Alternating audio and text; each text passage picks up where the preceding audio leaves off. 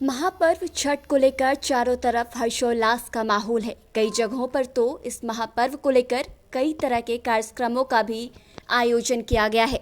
इसी कड़ी में छठी मैया फाउंडेशन के तरफ से भी महाछठ पर्व को लेकर 3 दिवसीय विशेष कार्यक्रम कवि सम्मेलन का आयोजन किया गया।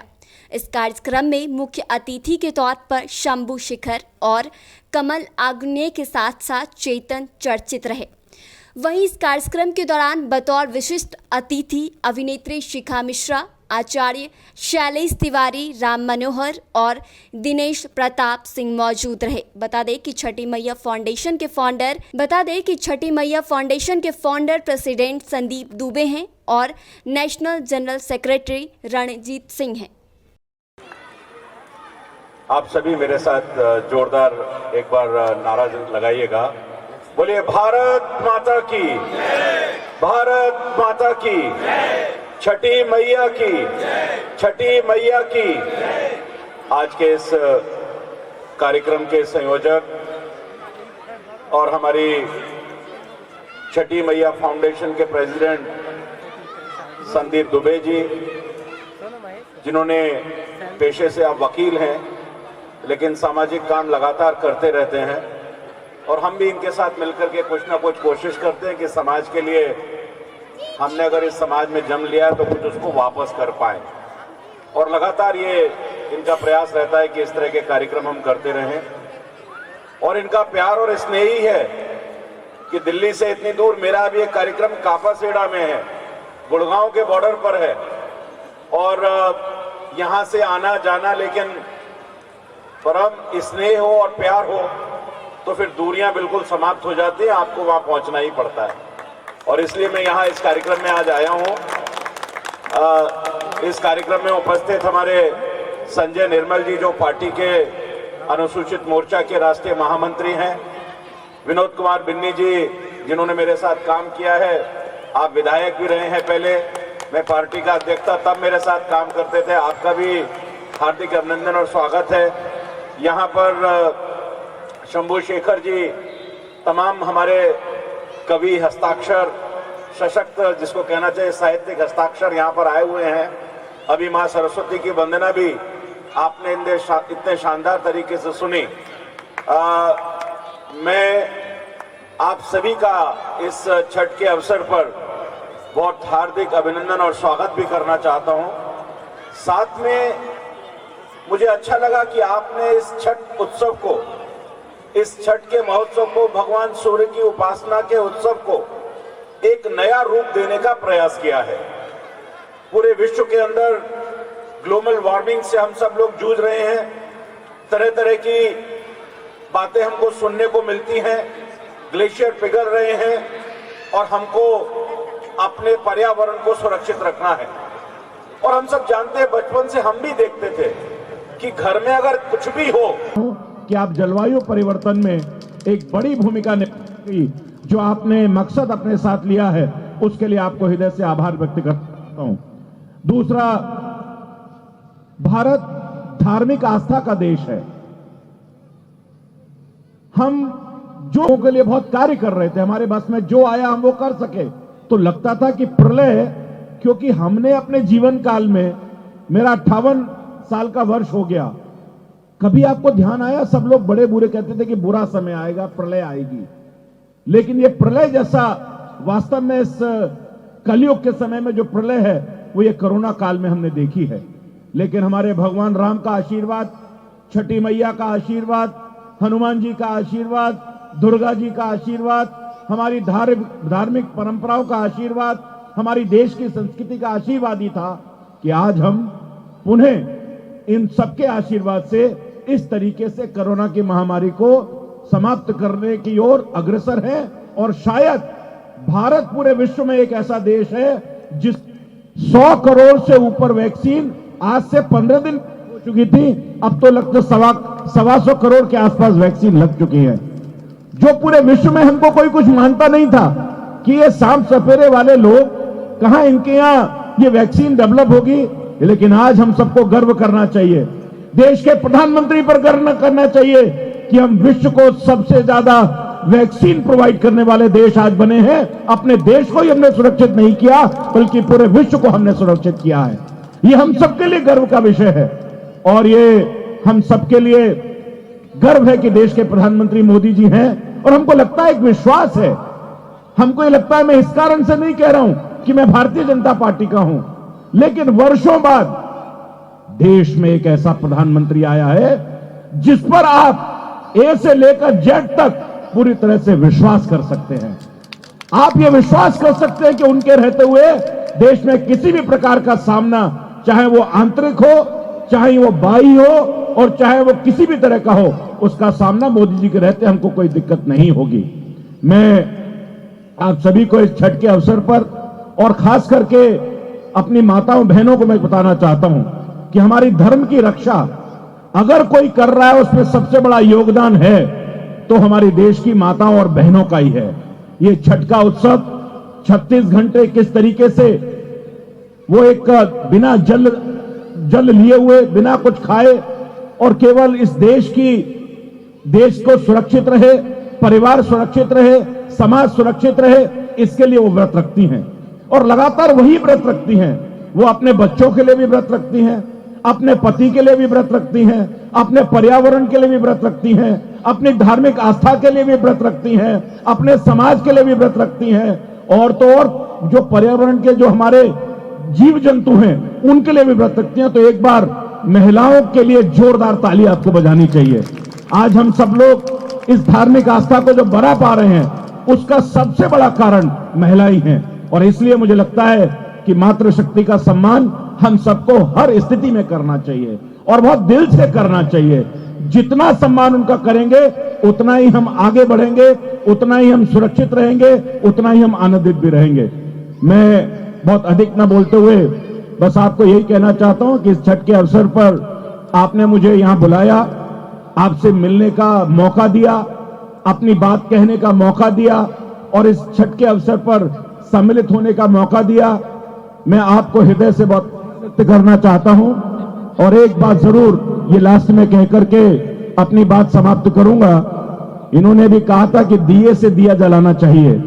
अभी मैंने कहीं पर गया था तो मैंने देखा और देश की बहुत बड़ी पद्मश्री नृत्यांगना है, उनके साथ में एक कार्यक्रम में था तो उनको किसी ने मोमबत्ती दी और कहा कि इस दिए को आप जलाओ। उन्होंने उस दिए को जलाने से मना किया। उन्होंने कहा कि मैं माचिस से दिया जलाऊंगी, क्योंकि जो हमारा जोत से जोत जलाने की जो परंपरा है वो यहां भी आपने उसका पालन किया, छोटी छोटी बातों का। इसके लिए भी मैं आपको बधाई देना चाहता हूं। और हम जो अच्छा काम कर रहे हैं, बहुत सारी समस्याएं भी हैं, उन समस्याओं को दूर करने के लिए 2 लाइनों में अपनी बात कहकर के समाप्त करूंगा। समस्याएं भी हैं, परेशानियां भी हैं, उसको दूर भी करेंगे। माना कि अंधेरा घना है, सबको लगता है परेशानियां हैं, माना कि अंधेरा घना है, पर दोस्तों किसने कहा कि दिया जलाना मना है? बहुत बहुत धन्यवाद, शुभकामनाएं। आज मुझे बड़ा ही हर्ष हो रहा है कि मैं यहां पर छठी मैया फाउंडेशन के द्वारा जो कार्यक्रम आज छठ पर्व पर हो रहा है, यहां पर उपस्थित हूं। मुझे दूसरे कार्यक्रम में भी जाना है, लेकिन मैं यहां पर बहुत ही एक आनंद महसूस कर रहा हूं। एक ऐसा आध्यात्म का माहौल यहां पर दिखाई दे रहा है। प्रत्येक व्यक्ति जिसकी तरफ मेरी नजर जा रही है वो सकारात्मक ऊर्जा से ओतप्रोत है। एक ऐसी ऊर्जा जो पूरे विश्व को प्रकाशमान कर रही है। ऐसा पर्व जिस पर्व में इस देश को बांधने की क्षमता हो, इस देश को एकजुट करने की क्षमता हो। ऐसे व्रती जो लगातार 36 घंटे तक न खाते हैं न पीते हैं, सिर्फ अध्यात्म की ओर सोचते हैं, छठी मैया के बारे में सोचते हैं, देश के बारे में सोचते हैं, पर्यावरण के बारे में सोचते हैं, जीव जंतुओं के बारे में सोचते हैं, पेड़ के बारे में सोचते हैं। ऐसे लोग कहां मिलेंगे? ऐसे लोग मिलेंगे इस भारत भूमि में। इस भारत भूमि के कण कण में विराजमान ऐसे लोग हैं। ऐसे लोगों के विराजमान जो विचार हैं वही इस देश को आगे बढ़ाने में कामयाब होते हैं। इस देश को परम वैभव की ओर ले जाने के लिए उत्प्रोत इन व्रतियों के जो विचार यहां पर हैं, उनकी जो सोच है, वो मुझे लगता है कि जल्द ही भारत ऐसा कुछ करने वाला है, ऐसा कुछ कर रहा है कि जब हम विश्व गुरु बनकर भारत आगे सामने आएगा। बंधुओं, आज इन व्रतियों के कारण ही, इस सकारात्मक ऊर्जा के कारण ही भारत 2 वैक्सीन दे पाया है, कोरोना महामारी से जूझ पाया है। और आज जो भारत की सरकार है वो आपकी सरकार है, हम सबकी सरकार है। हम सब उसको पूरी तरह से कामयाब बनाने में एकजुटता का परिचय देंगे। आज यहां पर जो व्रती हैं, मैं उनको शुभकामना देता हूं कि वो उनका व्रत जो है वो परिपूर्ण हो, उनकी मनोकामना पूर्ण हो और उनका आशीर्वाद भी हम सबको मिले, क्योंकि उनके पास में अध्यात्म है, उनके पास में एक संकल्प है और संकल्प से ही किसी भी चीज को पाया जा सकता है। तो हम आज संकल्प लेते हैं कि भारत एकजुट हो, भारत विश्व गुरु बनकर आगे आए, भारत के अंदर जितनी भी समस्याएं हैं वो समाप्त हो, जितने भी रोग दोष कष्ट और जो भारत विरोधी हैं, जो राष्ट्र विरोधी हैं, वो उनका एक प्रकार से उनको सद्बुद्धि आए, क्योंकि उनमें से कुछ लोग हमारे भी हैं।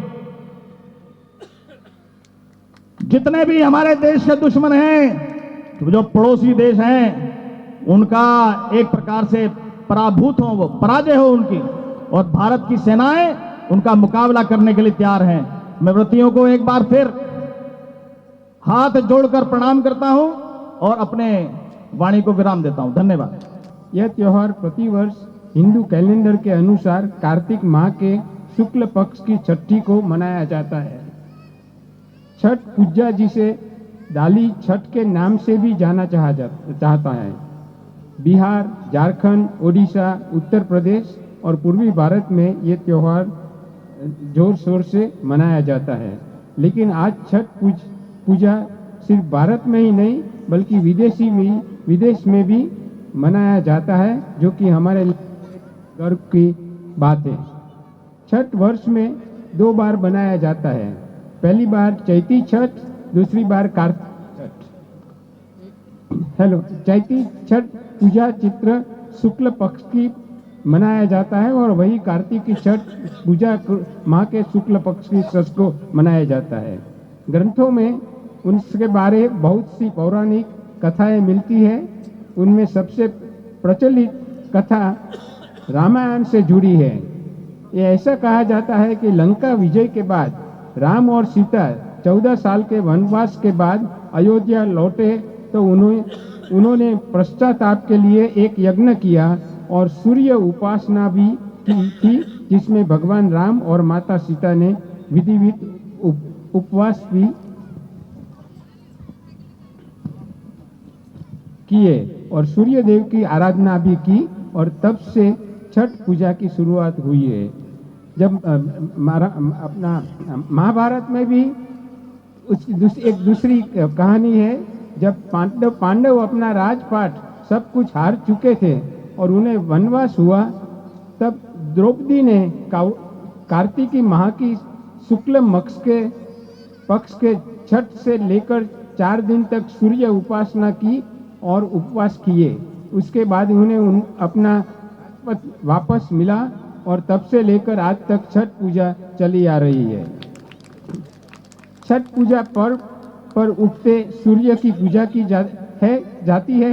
यह पवित्रता सूर्य देव की भक्ति के जुड़ा हुआ त्योहार है, जिसे इस धरती पर जीवन का स्रोत माना जाता है और ये देवता के रूप में माना जाता है, जो हमारी सभी इच्छाओं को पूरा करता है। यह त्योहार पृथ्वी को ऊर्जा प्रदान करने और जीवन देने के लिए सूर्य देव का धन्यवाद व्यक्त करने के उद्देश्य में मनाया जाता है, ताकि लोगों को रहने के लिए उपयुक्त वातावरण उपलब्ध हो सके। और ये त्योहार इस विश्वास के साथ मनाया जाता है। हम कैसे सूर्य दीवार के बिना हम रह ही नहीं सकते हैं। जो सूर्य भगवान जो हमको करते हैं हमारे लिए तो बहुत ही जरूरी है। सूर्य देव के साथ ही लोग इस दिन छठी मैया की पूजा करते हैं, क्योंकि छठी मैया सूर्य देव की बहन है, जो बच्चों की रक्षा करने वाली देवी के नाम से जाना जाती है। इसलिए इस दिन सूर्य देव को प्रसन्न करने के साथ साथ लोग छठी मैया की भी पूजा करते हैं। इस त्योहार पर भक्त नदियों और तालाबों के घाटों पर इकट्ठा होता है और पवित्र स्नान करते हैं। इसके बाद प्रसाद तैयार करते हैं और सूर्य भगवान और छठी मैया को अर्पित करते हैं। धन्यवाद। जब प्रधानमंत्री मोदी जी ने यूएन में भारत का पक्ष रखा और उन्होंने कहा क्यों ना योग को अंतर्राष्ट्रीय स्तर पर ले जाया जाए, क्यों ना योग दिवस मनाया जाए, तो ऐसे ही बैठे बैठे यूएन के दिनों की चर्चा होने लगी कि यूएन में कितने दिवस होते हैं, कितने दिन होते हैं। आपके पास समय है, 5-7 मिनट लूंगा, तसल्ली से सुन रहे हैं? थोड़ा सा गर्दन नॉट कर देंगे तो पता लग जाएगा। नहीं, ताली नहीं बजानी, वो शंभू शेखर जी हैं, उनके समय बजानी है, यहां सिर्फ गर्दन हिला दीजिए। तो हमारी कुछ साल पहले चर्चा शुरू हुई कि जब योग को अंतर्राष्ट्रीय स्तर पर लिया जा सकता है तो यूएन, यूनाइटेड नेशंस बहुत सारे ऐसे दिन मनाता है जिसका कोई औचित्य नहीं है, जो बिना औचित्य के मनाए जा रहे हैं। 21 जून एक दिन ऐसे इसलिए चुना गया क्योंकि वो सबसे लंबा दिन होता है साल का, सबसे सेंटर का, सबसे मध्य का दिन होता है। 365 में सबसे मध्य का दिन 21 जून होता है, इसलिए उसको योग दिवस के लिए चुना गया। ये जो हमने छठ की बात की, इसका अगर थोड़े से बैकग्राउंड में जाएं तो सृष्टि के 2 आधार हैं। प्रकृति ने दो नियम बनाए हैं, मेल एंड फीमेल, दिन और रात, और दोनों विपरीतात्मक हैं। इसी प्रकार से सब दिन जो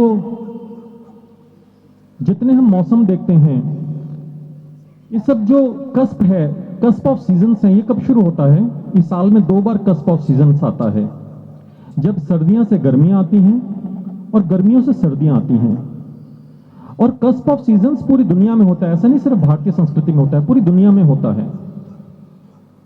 और दोनों समय हमारे यहां व्रत की एक परंपरा चली आई है, और लोग अक्सर समझते हैं व्रत करते हैं मतलब भोजन छोड़ना है, मतलब ये करना है, परंतु व्रत का अर्थ ये नहीं है। एक व्रत लिया था भीष्म पितामह ने, ध्यान है आपको, जिसको भीष्म प्रतिज्ञा बोलते हैं।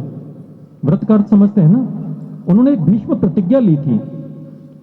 व्रत का अर्थ वास्तविक होता है प्रतिज्ञा लेना, उपवास, जिसका शाब्दिक अर्थ है उपवास। हम उप प्रधानमंत्री कहते हैं ना, उपनिदेशक बोलते हैं ना, निदेशक और उपनिदेशक, डेप्यूटी।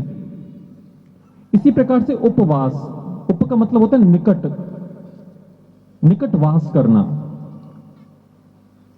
तो किसके निकटवास करना? एक ऐसी स्थिति में जहां पे हम एक ईश्वर के निकटवास कर पाए। तो ये सीजन शुरू कब होता है? ये कस्प ऑफ सीजन शुरू कब होता है? नवरात्रे से।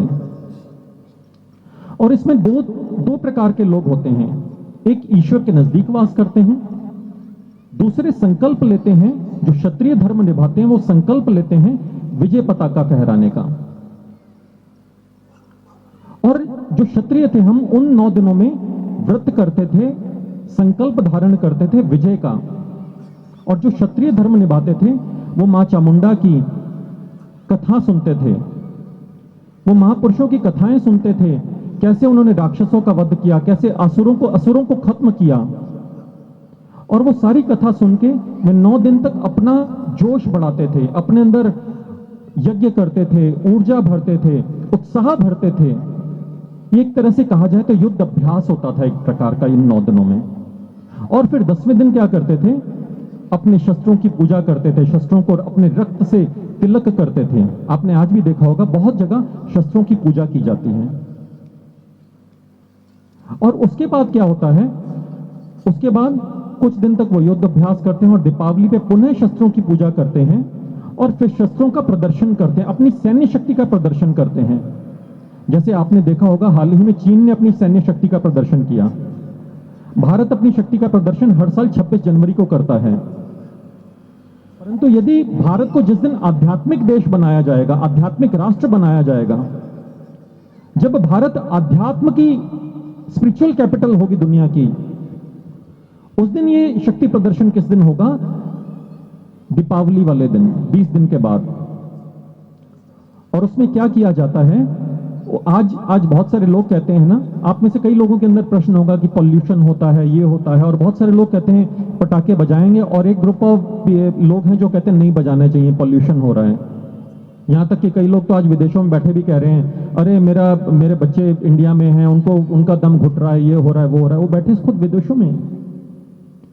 परंतु ये वास्तविकता में इसके पीछे, इसको इतिहास में क्या कहा जाता है? ऐसा नहीं कि जब से चीन से पटाखे आने शुरू हुए तब से हमने पटाखे बजाने शुरू किए हैं। इसको हमारे शास्त्रों में भी उल्का दान कहा गया।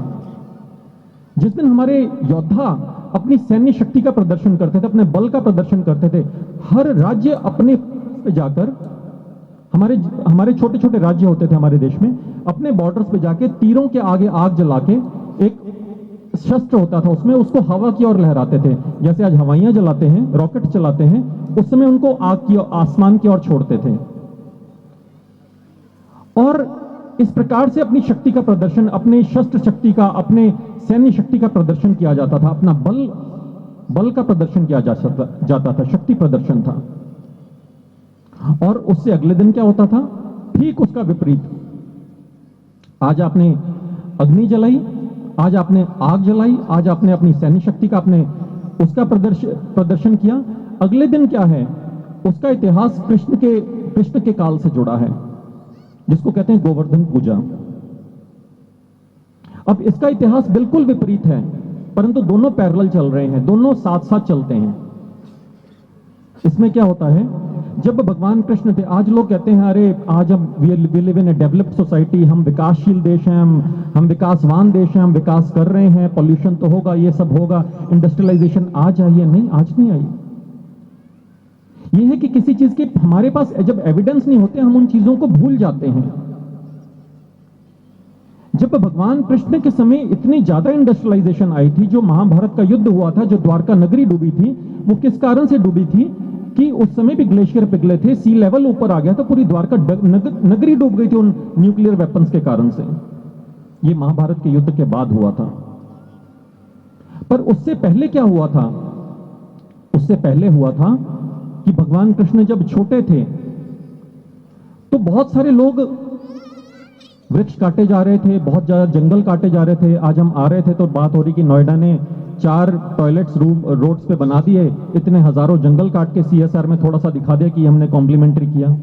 हजारों लाखों एकड़ जंगल काटे गए,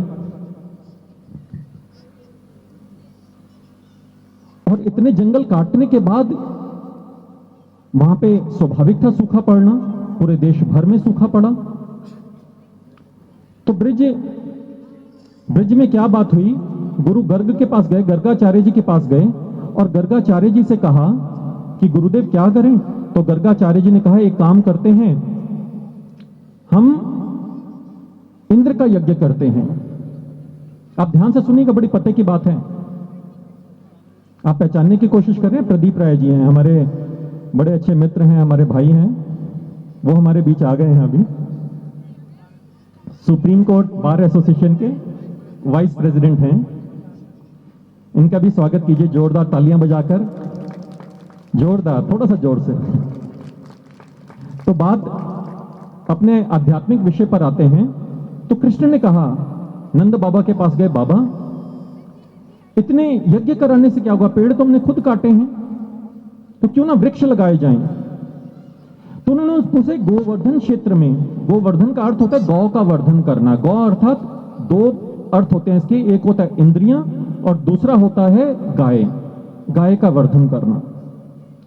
गुरबाणी में इसकी जिक्र, एक बार हम अपने गुरुदेव श्री आशुतोष महाराज जी के पास बैठे थे, महाराज जी ऑर्गेनिक खेती के ऊपर किसी को समझा रहे थे। महाराज ने कहा गुरबाणी में क्या लिखा, कृष्ण ने क्या किया था? गुरु नानक देव जी ने लिखा, आस पास तुलसी का बिरवा कृष्ण चराए गाओ रे। उन्होंने वहां पे तुलसी लगाई और गाय छोड़ी वहां पर। वॉर स्केल पे प्लांटेशन की, वॉर स्केल पे प्लांटेशन। और जब इतनी प्लांटेशन की तो जहां पे गौ अपना मूत्र करती है, जहां पे गोबर छोड़ती है, वहां पे उस जमीन से एक जो फसल होती है उसमें एक बैक्टीरिया निकलता है जिसको सूडोमोनास बोलते हैं, जो क्लाउड सीडिंग का काम करता है।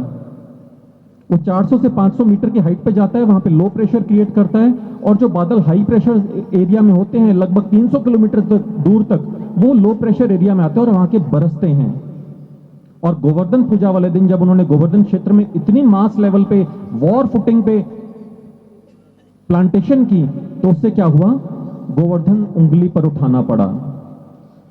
कभी घर सर पर उठाया है? कभी किसी ने उठाया घर अपने सर पर? बच्चे तो उठा लेते हैं अक्सर, पूरा घर इसने सर पर उठा रखा है। उठाते नहीं उठाते? हमारे तो बच्चे ही उठा लेते हैं। कृष्ण ने पूरा, ये देखो, ये जनाब मानते हैं कि मैंने उठाया है। तो कृष्ण ने इतने वॉर फुटिंग पे किया कि उसे कहा है कि इन्होंने गोवर्धन उंगली पर उठा लिया, मतलब उन्होंने इतनी लेवल पे इस ट्रांसफॉर्मेशन को किया। और उससे अगले दिन, तीसरे दिन क्या है, तिलक दिवस, जिसको आज भाई दूज के नाम से जानते हैं। क्योंकि जब हमारे देश में आक्रांता आए तो भाई दूज उसको कहा गया। उससे पहले राज तिलक दिवस था। महिलाएं पुत्र को, बहन पति को, पिता को राज तिलक किया करती थी। भाई तुम युद्ध पे जाओगे जब भी, विजय हासिल करके लौटना, नहीं तो हमारे चेहरा नहीं देख पाओगे। हम आने से पहले ही अपने आप को अग्नि के कर देंगे। ये था इसका अर्थ। और छठे दिन क्या है, षष्ठी मैया,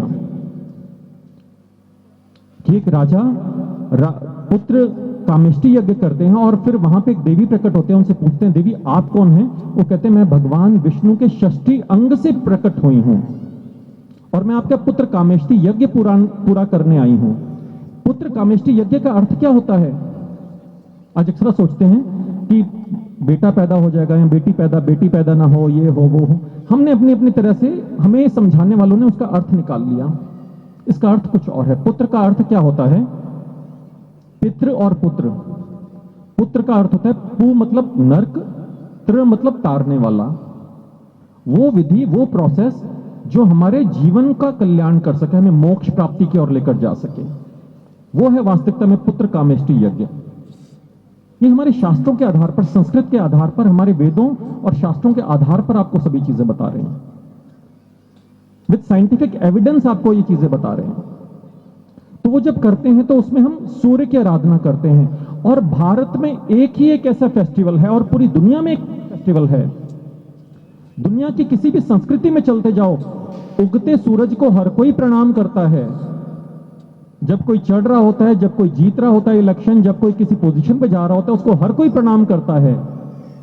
ये एक ऐसा फेस्टिवल है जहां पे डूबते सूरज को भी अर्घ दिया जाता है, डूबते सूरज की भी पूजा की जाती है। जो अपने यौवन को त्याग कर जा रहा है उसको भी प्रणाम किया जाता है, उसकी भी पूजा की जाती है। इसका अर्थ क्या है? इसके पीछे भाव क्या है कि हमारा जीवन कैसा होना चाहिए? एक बार हम अपने गुरुदेव के पास बैठे थे, तो एक व्यक्ति ने उनसे पूछा, गुरुदेव जीवन कैसे, मृत्यु कैसी होनी चाहिए? उन्होंने कहा छठ जैसी। मतलब कहते छठ में डूबते सूर्य की आराधना की जाती है। जब सूर्य उदय होता है तब भी लालिमा पूरी होती है, और जब सूर्य अस्त होता है तब भी लालिमा पूरी होती है। बच्चा जब पैदा होता है, लाल सुर्ख चेहरा लेकर मृत्यु के पास जाते जाते उसका चेहरा काला पड़ जाता है, नीरस हो जाता है, यौवन चला जाता है। हमारी मृत्यु ऐसी होनी चाहिए जिसके बारे में कबीर ने कहा, कबीरा जब हम पैदा हुए, जग हंसा हम रोए, ऐसी करनी कर चलो हम हंसे जग रोए। ऐसा जीवन में कार्य करके जाएं, अपनी ऐसी पहचान करके जाएं कि आए कीड़े मकोड़ों की तरह पैदा हुए, कीड़े मकोड़ों की तरह चले गए।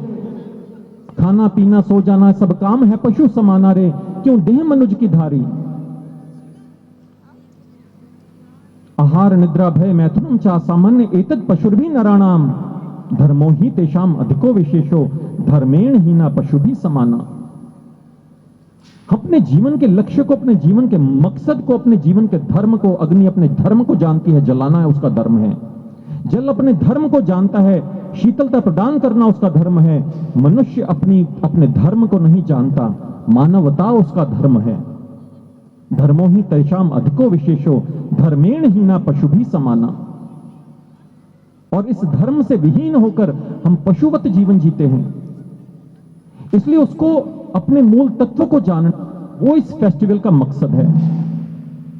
और दूसरी चीज जो हमने बात की थी वो था कि इस त्योहार पे हम सब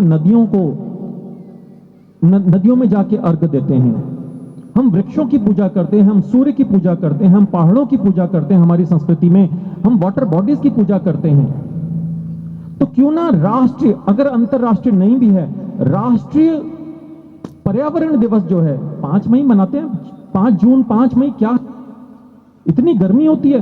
पर्यावरण का कोई इलॉजिकल डेज हैं यूएन के सारे, 365 दिन भरने थे, भर दिए। परंतु अगर इस कार्यक्रम को, हमारे बीच में अभी उमेश जी बैठे हुए थे पर संजय निर्मल जी हैं, संजय जी इस विषय को सब तक पहुंचाना आपकी जिम्मेवारी है। और हमारे बीच में पारेख साहब, प्रदीप जी, बड़े बड़े वकील भी हैं जो हाई कोर्ट में, सुप्रीम कोर्ट में, हाई कोर्ट तो मैंने बोल दिया, सुप्रीम कोर्ट में इस चीज को लेकर जा सकते हैं, चाहे पीआईएल के माध्यम से। ये चीजें भारत के जो त्योहार हैं, भारत के जो पर्व हैं, भारत की मेजॉरिटी जिनको फॉलो करती है, भारत में 16% पॉपुलेशन सिर्फ भोजपुरी बेल्ट की है, उसके अलावा मगधी और बिहार और यूपी की, झारखंड की कितनी पॉपुलेशन है जो इस त्योहार को फॉलो करती है। लगभग 25-30% लोग इस पर्व को मनाते हैं। तो क्यों ना पर्यावरण दिवस इसी दिन को मनाया जाए? और जब राष्ट्रीय पर्यावरण दिवस होगा, दुनिया की सबसे बड़ी डेमोक्रेसी से मनाएगी, तो अंतरराष्ट्रीय पर्यावरण दिवस होने में इसको कितने दिन लगेंगे? इसलिए मैं आप सबसे भी गुजारिश करूंगा, चाहे सोशल मीडिया के माध्यम से, चाहे ट्विटर के माध्यम से, इंस्टाग्राम के माध्यम से, फेसबुक के माध्यम से, आप सब तक आप हर उसमें प्रधानमंत्री को, पर्यावरण मंत्री को, हर एक को टैग, अपने चीफ मिनिस्टर को, एमएलए को, एमपी को, हर एक को टैग कीजिए, इस कार्यक्रम की चर्चा कीजिए, इनके आयोजकों की चर्चा कीजिए और ये प्रार्थना कीजिए कि इसको राष्ट्रीय पर्यावरण दिवस घोषित किया जाए, छठ दिवस को।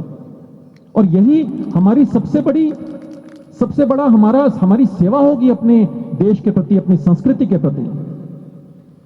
कोई बात अच्छी लगी हो तो उसे कृपया ग्रहण कीजिए, गुरुदेव का आशीर्वाद समझिए। अगर कोई बुरी लगी हो तो चमड़े की जुबान है, थोड़ी सी फिसल जाती है, क्षमा का प्रार्थी हूं आपसे। और मैं इतना ही कहते हुए धन्यवाद दूंगा संदीप भाई से और सभी आयोजकों से, और मैं आग्रह करूंगा संदीप जी से, अपने शब्दों को यहीं विराम दूंगा कि आगे आके मंच का कार्यक्रम संभालें। अस्तित्व है, पहचान है और बानगी है छठ। क्या बात है! अस्तित्व है, पहचान है और बानगी है छठ, त्योहार से बढ़कर हमारी जिंदगी है छठ। क्या बात है! वाह वाह वाह वाह वाह वाह, बहुत बढ़िया। आपकी दुगनी ऊर्जा से तालियां प्रबुद्ध सौरभ तक पहुंचे कि अस्तित्व है, पहचान है और बानगी है छठ, त्योहार से बढ़कर हमारी जिंदगी है छठ, जिसने है बनाया ये अंधेरा ये उजाला। केवल उगते सूरज को नहीं, हम लोगों ने ढलते सूरज को भी अर्घ देना सीखा है, प्रकृति की पूजा करना हम लोग जानते हैं। तब पढ़ना चाहता हूं कि जिसने है बनाया ये अंधेरा ये उजाला, जिसने है बनाया ये अंधेरा ये उजाला, उस सर्वशक्तिमान की ही बंदगी है छठ। क्या बात है! आप सभी को पुनः बधाइयां देता हूं, बहुत बहुत प्रणाम करता हूं। बहुत अच्छा ये आयोजन आपने सजाया, बहुत बहुत बधाई आदरणीय संदीप जी, आदरणीय रंजीत जी, बहुत बेहतरीन ये आयोजन चल रहा है। और निश्चित तौर पर ये कुछ बच्चे इधर खेल रहे हैं, वो मुझे तो ध्यान है, अद्भुत लोग हैं हम लोग, मस्ती में रहने वाले लोग हैं, जिंदा दिली हमारी मिसाल है। मैं तो सच बता रहा हूँ, एक बच्चा एक चौराहे पर एक पेड़ को ये इसी के जैसा होगा वो पेड़ पर फल लगा हुआ था, वो पत्थर मार रहा था, वो पत्थर फल में लगा नहीं, तो बोला ओ तेरी साला चूक गया उधर से एक महाराज जी निकल रहे थे, तो उन्होंने उस बच्चे की तरफ देखा, उस बच्चे ने फिर पत्थर उठाया, फिर फेंका, फिर फल में नहीं लगा, बच्चा बोला ओ तेरी साला चूक गया। तो महाराज जी ने उसे समझाया, बोले बेटा ऐसा नहीं बोलना चाहिए, ये अच्छी भाषा नहीं है, हमें ऐसे नहीं बोलना चाहिए, ओ तेरी साला चूक गए, अच्छे संस्कार नहीं है। पर बच्चा कहां मानने वाला था, कोसमोस का ही होगा। उसने फिर पत्थर उठाया, फिर फेंका, पत्थर फिर नहीं लगा, वो बोला ओ तेरी साला चूक गया। तो महाराज जी ने इस बार और तरीके से समझाया, बोले बेटा ऐसा नहीं बोलना चाहिए, ये अच्छे संस्कार नहीं है, अब अगर तुम ऐसा बोलोगे तो ऊपर से बिजली कड़केगी, बिजली तुम्हारे ऊपर गिर जाएगी, अच्छे संस्कार नहीं है, नहीं बोलना चाहिए। बच्चा कोसमोस का था, उसने फिर पत्थर उठाया, फिर पत्थर फेंका, पत्थर फिर नहीं लगा, वो बोला ओ तेरी साला चूक गया। यकीन मानिए बिजली कड़की, बिजली गिरी उस बच्चे पे नहीं, महाराज जी पे। फिर ऊपर से आकाशवाणी हुई, भगवान बोले, ओ तेरी साला चूक गया। आपकी तालियां कमजोर है, आप मत चूको, एक बार ढंग से बजा दो, इस कवि सम्मेलन को शुरू करना है जरा। बहुत अद्भुत आयोजन है, पीछे कुछ महिलाएं आपस में बात कर रही है, मैं देख पा रहा हूँ। वो मुझे ध्यान आ गया वापिस से, वो एक कोर्ट की कार्यवाही चल रही थी भैया, वो कोर्ट की कार्यवाही चल रही थी, जज साहब फैसला सुनाने वाले थे, वही कोर्ट में कार्यवाही में बीच में दो महिलाएं आपस में बात करने लगी। जज साहब को इससे डिस्टर्ब हुआ, तो उन्होंने जिसको सजा सुनानी थी उसको तो नहीं सुनाई, इन दोनों महिलाओं को सुना दी। बोले जाओ दोनों को 2 साल की जेल। वो दोनों 2 साल तक एक ही जेल में रही, एक ही बैरिक में रही। 2 साल बाद जब दोनों महिलाएं आपस में बाहर निकली तो पहली महिला ने दूसरी महिला से कहा कि बहन, बाकी बातें हम घर जाके फोन पे करेंगे। मेरा निवेदन है आप लोगों से कि बाकी बातें आप घर जाके फोन पे कर लेना। यहाँ पर इस कवि सम्मेलन का आनंद लीजिए, मस्ती का आयोजन है। मैं हास्य व्यंग का कवि हूँ, बड़ी लंबी दूरी तय करके आपके बीच में आया हूँ। मेरे बारे में शंभू भैया शुरुआत से बता रहे थे कि ये हमारे बीच में एक छोटा सा कवि है, एक ऐसा कवि है, एक वैसा कवि है, जो हूँ आपके सामने। सच बता रहा हूँ, पूरे देश में एकमात्र कवि हूँ इस साइज का। मेरे साइज के तो मोबाइल फोन मिलते हैं जिसमें बच्चे वीडियो गेम खेलते हैं। वाह वाह वाह। ये शंभू भैया मुझे सजेशन देते, बोले चेतन तेरी हाइट नहीं बढ़ रही, तू पेड़ पे लटका कर। चेतन तेरी हाइट नहीं बढ़ रही, तू पेड़ पे लटका कर। अब इन्हें मैं कैसे बताऊं, मैं दिन में क्या रात रात भर पेड़ पे लटका रहता था। मुझे देख के तो चमगादड़ तक घबरा जाते थे। वो एक चमगादड़ ने मुझसे कहा कि चेतन पेड़ पे क्यों लटका है? मैंने कहा हाइट बढ़ाने के लिए। बोले बेवकूफ, अगर पेड़ पे लटकने से हाइट बढ़ती तो मैं खुद चमगादड़ से चीनी हो गई होती। क्या बात है, वाह वाह वाह वाह वाह, जिंदाबाद। अद्भुत मामला है मेरा, तो मैं तो सच बता रहा हूं, कहीं कोई मामला बन नहीं रहा था। मैं इंदौर का व्यक्ति, एक्स्ट्रा एडवांस, कहीं कोई मामला नहीं बन रहा था। मेरे घर के सामने से एक समय पर रोज एक लड़की निकलती थी, कमल, एक समय पर रोज एक लड़की निकलती थी। मैंने कहा यही डाका डालो। मैंने लव लेटर लिखा, दिल का पूरा हाल लिख डाला, ऐसे घड़ी मुड़ी करके घर के बाहर। वो अपने समय पे आई, उठाई और चली गई। मैंने कहा अच्छे दिन आ गए। वाह। हाँ, अपने लिए इससे ज्यादा अच्छे दिन क्या होंगे? अब ये कोई जवाब देगी, लेकिन उसका कोई जवाब नहीं। तो अगले दिन फिर मैंने लव लेटर लिखा, वही दिल का पूरा हाल लिख के घड़ी मुड़ी करके घर के बाहर। वो अपने समय पे आई, फिर उठाई और चली गई। मैंने कहा अब कोई जवाब देगी, उसका कोई जवाब नहीं। 3-4 दिन तक ये क्रम चलता रहा। मैं लिखता रहा, फेंकता रहा, वो आती रही, उठाती रही, ले जाती रही, लेकिन उसका कोई जवाब नहीं। तो मेरा दिमाग खराब, मैंने पूरी हिम्मत करी, हिम्मत देखना मेरी, मैंने पूरी हिम्मत करी और पूरी हिम्मत करके उसके घर गया और उसके पड़ोसी से पूछी, क्योंकि माँ बाप से पूछने की हिम्मत तो मेरे में भी नहीं थी। मैंने उसके पड़ोसी से पूछी, मैंने कहा भाई साहब, आपकी ये पड़ोस वाली लड़की मेरे घर के सामने से रोज निकलती है, मेरा फेंका हुआ लव लेटर भी उठाती है, ये लेके भी जाती है, कोई जवाब नहीं देती, कारण क्या है? उसने जो कारण बताया, कारण अगर आप लोगों को ठीक ठीक समझ में आ जाए तो जरा एक बार आगे से लेके पीछे तक के लोग इस कवि सम्मेलन को ढंग से शुरू कर देना। मैंने कहा भाई साहब, वो मेरे घर के सामने से रोज निकलती है, मेरा फेंका हुआ लव लेटर भी उठाती है, लेके भी जाती है, कोई जवाब नहीं देती, कारण क्या है? बोले चेतन, तू तो बेवकूफ है, वो तेरा कोई लव लेटर नहीं उठाती, वो तो कचरे वाली है, कचरा उठाती है।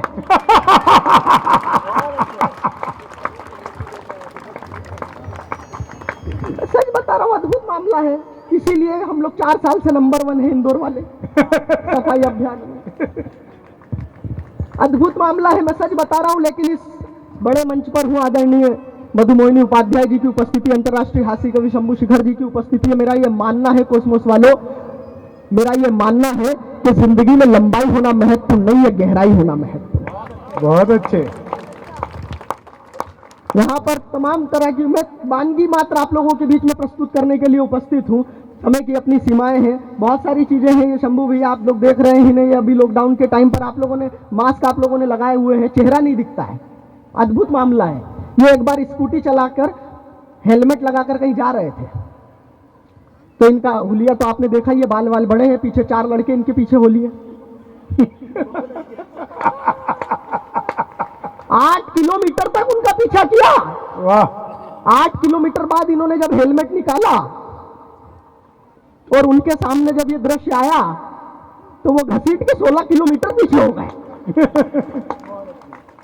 ये अद्भुत ही मामला है। मैं तो सच बता रहा हूँ, पेट्रोल के दाम को लेकर परेशान है अभी इन दिनों, लेकिन टेंशन वेंशन लेने की कोई दिक्कत नहीं है। मैं तो सच बता रहा हूँ, अभी कहीं पर कम है, कहीं पर ज़्यादा है। मुझे तो ध्यान है उत्तर प्रदेश और दिल्ली के बीच में 8 रुपए का फर्क है पेट्रोल में। दिल्ली में 8 रुपए ज़्यादा है, 103 रुपए है। उत्तर प्रदेश में 95 है, 95 है। उत्तर प्रदेश और दिल्ली की बॉर्डर पर एकदम नया सुना रहा हूं, जो आपको कहीं किसी यूट्यूब चैनल पर सुनने को नहीं मिलेगा। उत्तर प्रदेश और दिल्ली की ठीक बॉर्डर पर बीचों बीच एक पेट्रोल पंप। अब उसमें कोई उत्तर प्रदेश वाली साइड से जाता है तो उसे 8 रुपए कम में मिलता है।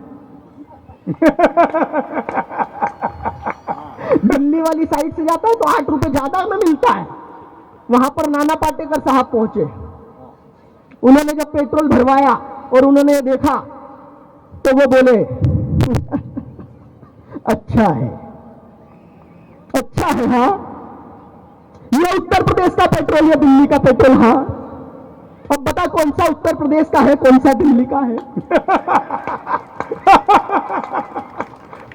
जब बनाने वाले ने इसमें फर्क नहीं किया है तो तुम कौन होते हो फर्क करने वाले?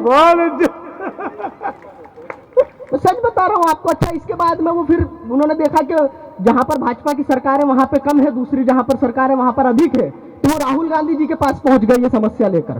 बोले राहुल जी आप ही कुछ करिए, यहाँ पर ज्यादा है पेट्रोल आपके जहां पर कांग्रेस शासित प्रदेश है। तो राहुल जी बोले देखिए भैया, मैं एक ऐसी मशीन बनाऊंगा जिसमें इधर से पानी डालेंगे तो उधर से पेट्रोल निकलेगा। अद्भुत मामला है, बिल्कुल अद्भुत मामला है। मैं सच बता रहा हूं आप लोगों को, कहीं कोई टेंशन लेने वाली कोई बात ही नहीं है। वो कोरोना पीरियड में आप लोगों ने देखा होगा एक दृश्य बड़ा अद्भुत हुआ। कोरोना से बचने के तमाम तरीके लोगों ने निकाले, मैंने एक तरीका निकाला। मैं अद्भुत हास्य व्यंग का कवि हूं, आप लोगों की मस्ती देखना चाहता हूं। मैंने एक तरीका निकाला, तरीका आप लोगों के समझ में आ जाए तो आपकी तालियां, आपका आशीर्वाद मंच तक पहुंचे। सुनिएगा कि कोरोना से बचने को मेरी एक बात मानो, कोरोना से बचने को मेरी एक बात मानो, चाइनीज माल का आयात मत करना। कि कोरोना से बचने को मेरी एक बात मानो, चीनी माल का कभी आयात मत करना। घर पे ही अपने तुम छुपे रहना अकेले, घर पे ही अपने तुम छुपे रहना अकेले, सड़कों पे आके उत्पात मत करना। तो प्रेमिका से मिलने की, रंजीत जी, प्रेमिका से मिलने की बात सोचना तो दूर, सगी बीवी से भी मुलाकात मत करना। और सच बता रहा हूं, सगी बीवी से इसलिए भी मुलाकात मत करना, पति नाम का प्राणी तो उस समय में बड़ा डरा हुआ था। वो अपनी पत्नी को छूने से पहले भी सैनिटाइजर से हाथ धोता था। उसको तो ये डर था कि कहीं मैं सैनिटाइजर से हाथ ना धोऊं तो पत्नी से ही ना धोना पड़ जाए। तो प्रेमिका से मिलने की बात सोचना तो दूर, सगी बीवी से भी मुलाकात मत करना। और बचने का सबसे आसान है तरीका यही, सीधे मुंह किसी से भी बात मत करना, सीधे मुंह किसी से भी बात मत करना। आपकी तालियां थोड़ी सी कमजोर है, जरा एक बार ढंग से बजाइए।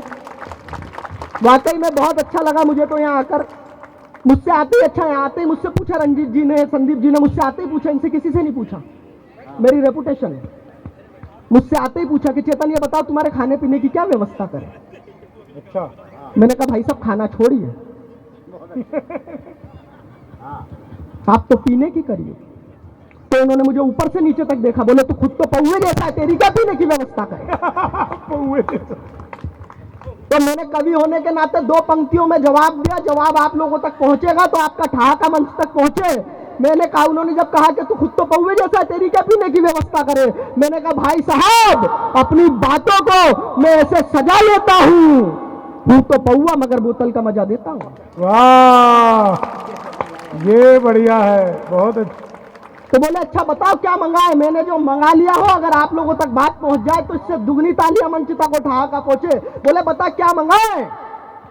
मैंने कहा मंगाइए Aristocrat Bagpiper Contessa double डोक फंड्रोप line drop elephant goat father improve blue Johnnie Walker Kingfisher McDonald oil monkey Teacher's को royal signature vaccine triple Janki जिंगारो छोड़ के 1 गिलास ग्लूकोज। मैं शुरू से बताते आ रहा हूं, मेरा चेची जी सपोर्ट नहीं करता इन सारी चीजों को। मैं तो सच बता रहा हूं।